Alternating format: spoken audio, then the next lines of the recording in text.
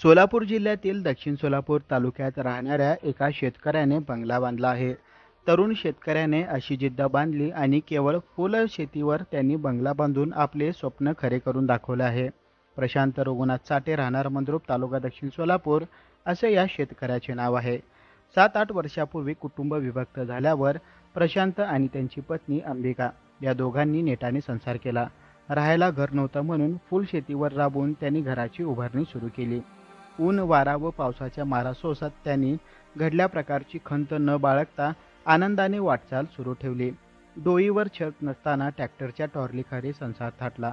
वादळ पावसात दुसऱ्याच्या वस्तीवर आसरा घेऊन नवीन घर उभारण्याचे स्वप्न पाहिले.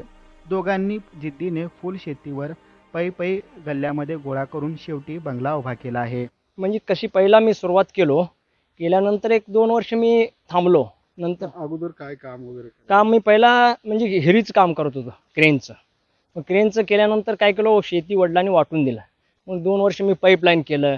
मग नंतर काय केलं, मग हे सुरुवात केलो घर. हे 2 वर्षात फुलाच्या ह्याच्यावर मी हे घर अर्धा एकरामध्ये निशिगंध, नंतर बेल्या 100 झाडं आणि जुई 50 झाडं आणि हे जर्मन गलांडा काय आहे ते पेंडी, ह्याच्यावर मी दुसरं मी काही केलेलं नाही.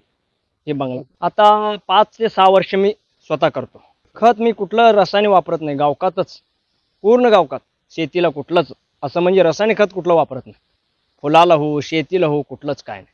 म्हणजे आता कसं कधी 500 जातं, कधी 100 जातं, कधी 200 जातं आणि सीझनमध्ये श्रावण आला, गणपती आला तेव्हा 800, 850 असं किलो जातं. हा बचत म्हणजे कसं, आता कुठला पण ऊस आला, फुलं आलं, बचत करत म्हणजे म्हैस असवी, म्हशीचं त्याचं कुठलं तरी शिल्लक पाडत घेऊन जाऊन मी असं केलं.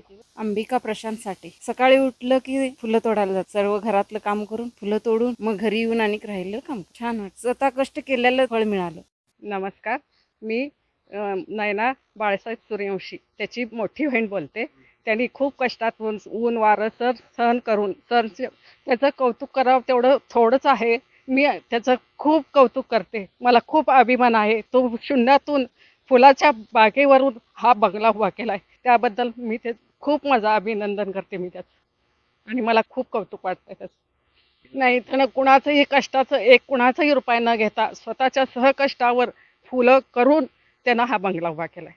कोणा भावा बहिणीची कुणाचीही मदत न घेता त्यानं गाई, गुरं, म्हशी, ऊन, वारा, पाऊस, फुलं सगळं गोळा करून शून्यातून पै गोळा करून हा बंगला उभा केला. कोणाकडे उसनेवारी न करता व कुठलेही कर्ज न काढता त्या दोघांनी जिद्दीने आपले स्वप्न तळीस नेल्याबद्दल सर्वांकडून त्यांचे कौतुक होत आहे. निशिगंध, बेला, जुई या फुलांवर या दोघांनी आपला बंगला उभा केला आहे. इतकेच नव्हे तर शेतात दिवसभर राबून नारळ, चिंच व आंब्याची झाडे बांधावर जोपासली आहे. त्यामुळे निसर्गरम्य वातावरणात त्यांचे कष्टाचे घर आणखी खुलून दिसत आहे. Irfan Patel, news 18 local, Solapur.